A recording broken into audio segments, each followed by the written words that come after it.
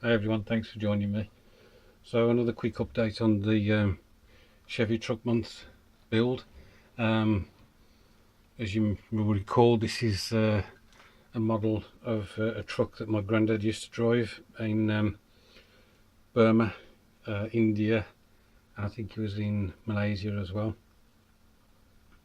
So the last time we saw this, I was still constructing it, but I've managed to get most of the construction completed now, and managed to get an undercoat, grey undercoat on everything, so I can start painting it, as you can see. Uh, you may recall that I had an issue with the front wheels.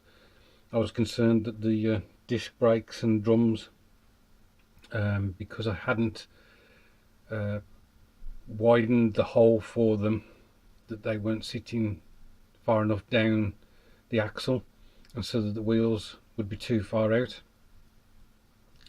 I think they may be slightly, but I don't think it's that obvious. So I'll be leaving that as it is. I've got to anyway, to be honest, because I can't get the glue back into where the drums are to get them to come off. What I would have to do is cut the axle and take some out of there. But the wheels are glued now and they seem to be sitting okay, so I'm going to leave it at that. Cabs being painted up. The interior colour was the same with the exterior. It would appear that for vehicles 44, 45 in this theatre were painted in what was called a dirty olive drab, so it was a deeper, darker colour than the standard olive drab. I think the olive drab I've got for from Vallejo anyway is quite a dark one compared to some that I've seen. Um, so sorry, I'll just get this in camera. That's the olive drab I use. What I've done to darken it is to add some German black brown. So the olive drab itself will be used to possibly highlight various parts. The cargo roof is just Vallejo's khaki that I've used on that. My granddad told me another story from his time during the war and in India, Burma, and he said that he always used to enjoy delivering stuff to United States forces because he said that the American guys were so well equipped and so had so many more provisions than the British guys.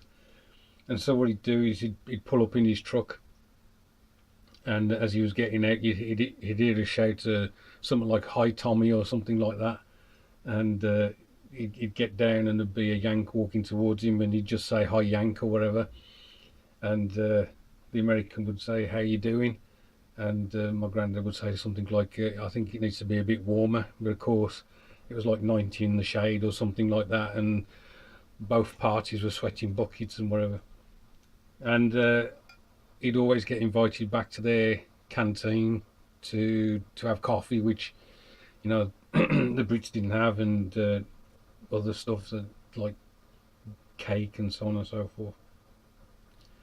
But interestingly, there was still stuff to swap. Apparently, some of the American servicemen got a bit fed up with the same rations, and so they didn't mind a bit of bully beef that the British troops had in the tin, and so he'd be able to swap some of that, and he'd get like chocolate and coffee in return to dish out to the lads back at his base. So quite interesting, the camaraderie between just just the normal guys, just the normal Joes. Yeah. My granddad said that his service in World War II were the best years of his life. Now, whether that's because soon after he married my nan, I don't know. But anyway, he did say that there was a bond that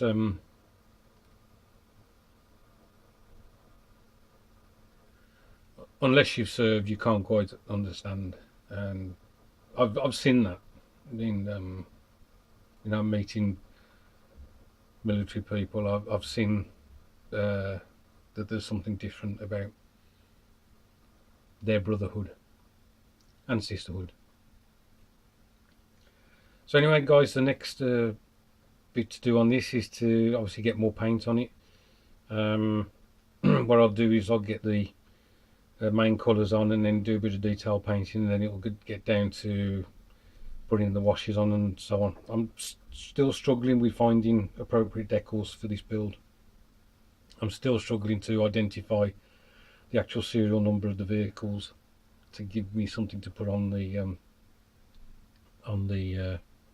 license plates and things like that.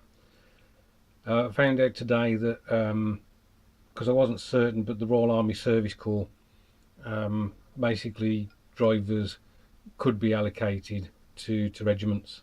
So although they were all Army Service Corps and trained as infantrymen, they would be allotted for a time at least to a regiment, so the vehicles they're driving may have the regimental badges and insignia. So I'm not sure you would find a Royal Army Service Corps insignia or anything like that. So it may be that on the trucks that are in my granddad's photographs, there's actually a regimental insignia on there that I need to try and identify and get on this. Anyway, thanks ever so much for watching and catching up with me, and thank you to my new subscribers. I do appreciate it.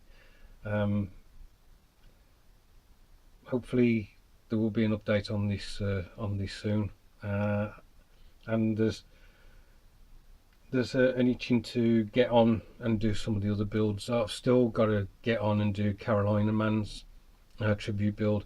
I'm having 1 or 2 issues with that, and I may show you that in the next video, perhaps to get your advice or to show you what road I'm going down. Anyway guys, as I said, thanks ever so much for watching, and I'll catch up with you soon.